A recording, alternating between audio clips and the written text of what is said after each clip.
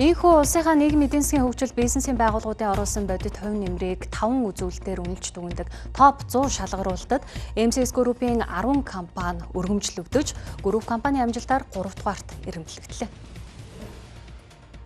Энэ жилийн шалгаруулалтанд Energy Resource, Unitel, MCS Coca-Cola, Shangri-La Улаанбаатар Хотел, Univision, MCS Property, Total Distribution, Intermed имлэг, Uniservice Solution, MCS International компаниуд топ 100-д өргөмжлөгдсөн байна.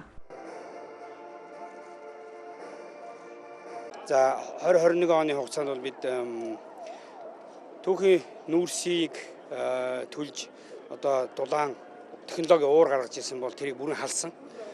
Шинэ технологиор хийгнээс одоо технологийн уур халаалтаа шийдсэн. Энэ LPG газ буюу одоо газын хэлбэрээр энэ нүүрсийг халснараа бид нар 7000 тонн нүүрс.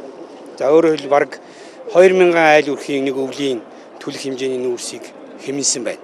За эмнэлгийн салбар маань зөвхөн эрүүл мэндийн нийгмийн салбараас гадна өнөөдөр бас улс орныхаа эдийн засгийн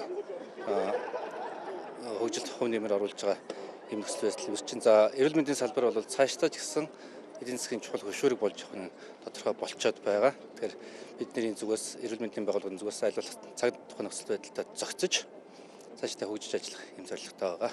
MCS Group-ийн охин болон хөрөнгө оруулалтын компаниуд сүүлийн 10 жилд нэгтгэсэн дүнгээр 3 их найдваргийн татвар шимтгэлийг улсын төсөвт төлрүүлснээс тайланд донд нийт 462 тэрбум төгрөгийн татвар шимтгэлийг төлжээ.